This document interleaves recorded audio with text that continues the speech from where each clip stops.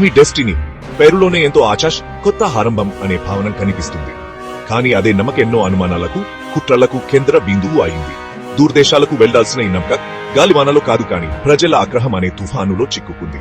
కారణ్ మక్కలో దాచిన రహస్యం రాష్ట్రాన్ని కుదిపేసింది. అవినీతి గోడ్డు బయటపెట్టింది. ఎమ్మి డెస్టినీని సముద్రపు దొంగలు గాని అధికారులు గాని జప్తు చేయలేదు. సినిమాల్లో నటించడమే తెలిసిన ఓ వ్యక్తి ఆహించని విధంగా సముద్రం మీ చట్టాన్ని అమలు చేసి ఈ నమ్మకను జప్తు చేయించాడు.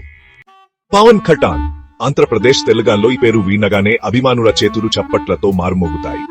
తన నటనతో స్టైల్తో ప్రేక్షకులను ఆకట్టుకునే పవన్ కళ్యాణ్ కేవలం సినిమా నటుడు మాత్రమే కాదు, ఎప్పుడూ దోషాలను ఎదిరించే సమాజానికి మంచి చేసే ఓ శక్తివంతమైన వ్యక్తి. జనసేన పార్టీ అధ్యక్షుడిగా రాజకీయాల్లోకి వచ్చిన తర్వాత ఆయన నిజంగా ప్రజల మనిషి అనిపించుకున్నారు.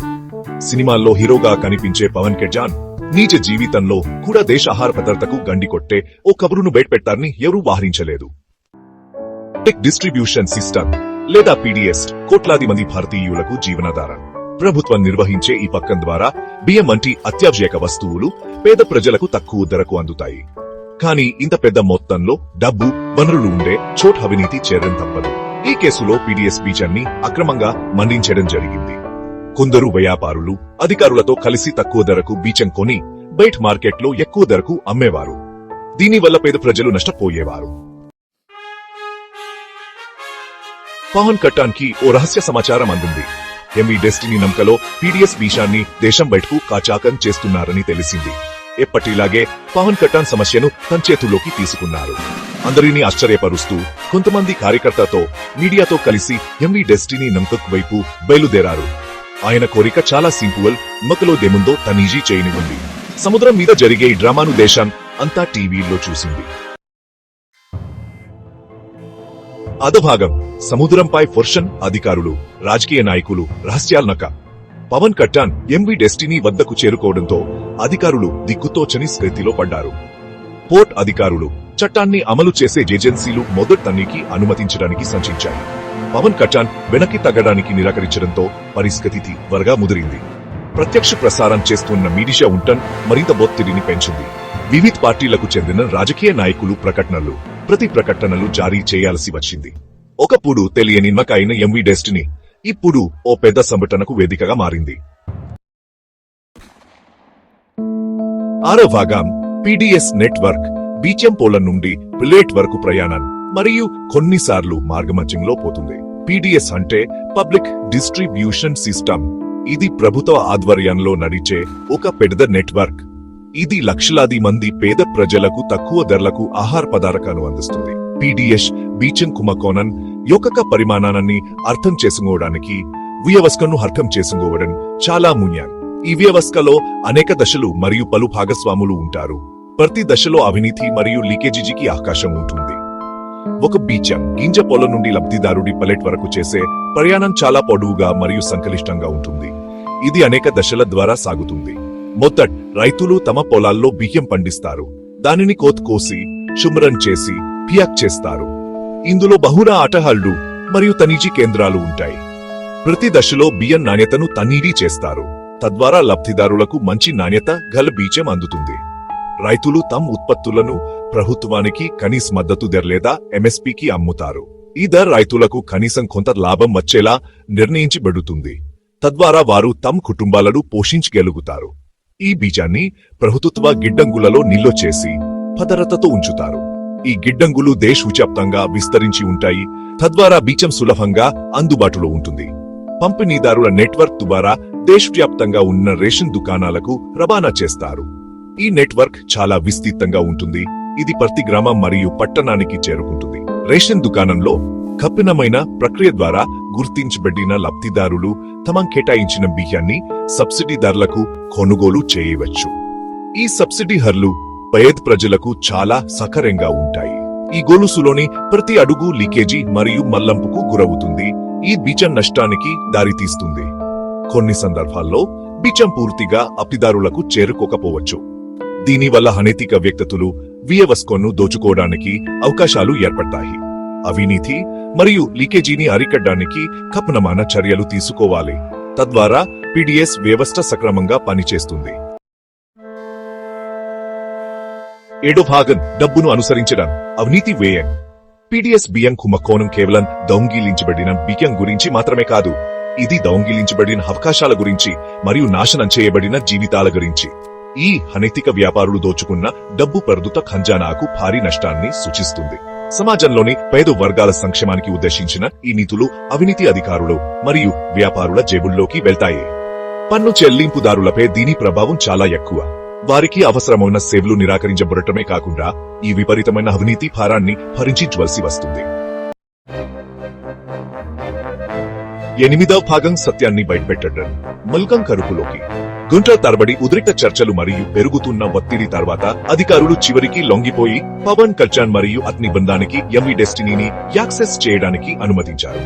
తర్వాత జరిగిన తనించి దేశవ్యాప్తంగా సంచలనం సృష్టించింది. పీడీఎస్ కోసం స్పష్టంగా గుర్తించబడిన బియ్యం బస్తాలు ఇతర సరుకుల మధ్య దాచబడి ఉన్నాయి. ఆపరేషన్ యొక్క స్పాయి అద్భుతంగా ఉంది. ఇది నిరస్కూర ధీర్యం మరియు అటువంటి కార్యకలాపాలు వృద్ధి చెందడానికి అనుమతించిన వ్యవస్థాపక తెగులుకు గుర్తు చేస్తుంది. తొమ్మిదవ భాగం పెద్ద చిత్రం ప్రవసానాలు మరియు న్యాయం కోసం పోరాటం. ఈ అధ్యాయం మనకు ఎంవీ డెస్టినీని స్వాధీనం చేసుకోవడం మరియు పీడీఎస్ బీచెం కుంభకోణం వంటి సంపట్టన వెనుకొన్న పర్యవసానాలను వివరిస్తుంది. ఎంవీ డెస్టినీని స్వాధీనం చేసుకోవడం మరియు తదనంతరం పీడీఎస్ బీచెం కుంభకోణం బయటపట్టం దూర ప్రాచుర్యం కలిగి ఉంది.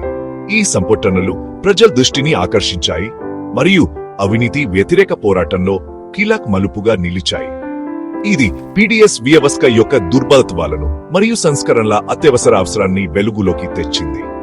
పీడీఎస్ వ్యవస్థలో ఉన్న లోపాలను సరిదిద్దడానికి ప్రభుత్వం చర్యలు తీసుకోవాల్సిన అవసరం ఉంది. ఈ సంఘటన స్పష్టంగా చూపించింది. అధికారులు ఉన్నవారిని జవాబుదారీగా ఉంచడంలో పార్ కార్యకలాపాల శక్తి మరియు మిడిషా పాత్రను కూడా ఈ సంఘటన హైలైట్ చేసింది.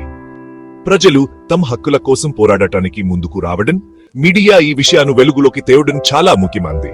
ఈ సంఘటన అవినీతి, జవాబుదారీతనం మరియు పేదల దుస్థితిపై దేశవ్యాప్తంగా చను రేకెత్తించింది. అవినీతి వ్యతిరేక పోరాటంలో ప్రజల భాగస్వామ్యం మరియు ప్రభుత్వ జవాబుదారీతనంపై చర్చలు జరగడం ప్రారంభమయ్యాయి. సంక్షేమ పథకాల ప్రయోజనాలు ఉద్దేశించిన లబ్ధిదారులకు చేరేలా చూసుకోవడానికి ఎక్కువ పారదర్శకత మరియు కపనమైన అమలు అవసరాన్ని ఇది నొక్కకి చెప్పింది.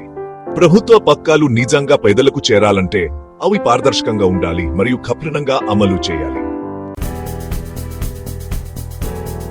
10వ భాగం ప్రజా ఆగ్రహం మరియు మార్పు కోసం ఆచ్ తర్వాత ఏమిటి? ఈ ప్రశ్న ఇప్పుడు ప్రతి ఒక్కరి మనసులో ఉంది. ఎంవీ డెస్టినీ సంఘటన ప్రజా ఆగ్రహాన్ని రేకెత్తించింది. ఇది ఒక పెద్ద ఉద్యమానికి నాంది పలికింది. ఎంవీ డెస్టినీ సంఘటన ప్రజా ఆగ్రహాన్ని రేకెత్తించింది. ఈ సంఘటన ప్రజల్లో ఒక కొత్త చైతన్యాన్ని తీసుకువచ్చింది. ప్రజలు తమ వనరులను దోచుకోవడంపై తీవ్ర ఆగ్రహం వ్యక్తం చేశారు. ప్రజా వనరులను బహిరంగంగా దోచుకోవడంపై అన్ని వర్గాల ప్రజలు తమ ఆగ్రహాన్ని మరియు నిరాశను వ్యక్తం చేశారు. ఈ సంఘటన ప్రజల్లో ఒక కొత్త చైతన్యాన్ని తీసుకువచ్చింది. ప్రజలు తమ వనరులను దోచుకోవడంపై తీవ్ర ఆగ్రహం వ్యక్తం చేశారు. కుంభకోణంలో జడిత వారిపై చర్య తీసుకోవాలని డిమాండ్ చేస్తూ రాష్ట్రంలోని వివిధ ప్రాంతాల్లో నిరసనలు చెలరేగాయి. ఈ నిరసనలు ప్రజల ఆగ్రహాన్ని మరియు మార్పు కోసం వారి ఆశలను ప్రతిబింబించాయి. తీవ్ర ఒత్తిడిని ఎదుర్కొంటున్న ప్రభుత్వం చర్య తీసుకోవలసి వచ్చింది. ప్రజల ఒత్తిడికి లోనే ప్రభుత్వం దర్యాప్తులు ప్రారంభించింది. అరెస్టులు జరిగాయి మరియు సంస్కరణల హామీలు ఇవ్వబడ్డాయి. దర్యాప్తులు ప్రారంభించబడ్డాయి, అరెస్టులు జరిగాయి మరియు సంస్కరణల హామీలు ఇవ్వబడ్డాయి. ఆ చర్యలు ప్రజలలో కొంతమేరకు నమ్మకాన్ని కలిగించాయి. కానీ అవినీతికి వ్యతిరేకంగా పోరాటం ఇంకా ముగియలేదు. అవినీతికి వ్యతిరేకంగా పోరాటం ఇంకా ముగియలేదని ఈ సంఘటన గుర్తు చేస్తుంది. ఇది ఒక నిరంతర పోరాటం. ప్రజలు అప్రమత్తంగా ఉండాలి మరియు తమ హక్కులను కాపాడుకోవాలి. దీనికి నిరంతర అప్రమత్తత, అన్వేవరింగ్ నిబద్ధత మరియు యథాతథ స్థితిని సవాలు చేసే ధైర్యం అవసరం. ప్రజలు తమ హక్కులను కాపాడుకోవడానికి నిరంతరం పోరాడాలి. ఈ సంఘటన ఒక మలుపుగా నిజమైన మరియు శాశ్వత మార్పుకు ఉత్ప్రేరకంగా ఉంటుందని ఆశిస్తున్నాము. ఎంవీ డెస్టినీ సంఘటన ఒక మలుపుగా నిజమైన మరియు శాశ్వత మార్పుకు ఉత్ప్రేరకంగా ఉంటుంది ఆశిస్తున్నాము. ఈ సంఘటన ప్రజలలో ఒక కొత్త చైతన్యాన్ని తీసుకువచ్చింది. ప్రజలు తమ వనరులను దోచుకోవడంపై తీవ్ర ఆగ్రహం వ్యక్తం చేశారు. ఈ సంఘటన ప్రజల్లో ఒక కొత్త చైతన్యాన్ని తీసుకొచ్చింది. ప్రజలు తమ వనరులను దోచుకోవడంపై తీవ్ర ఆగ్రహం వ్యక్తం చేశారు.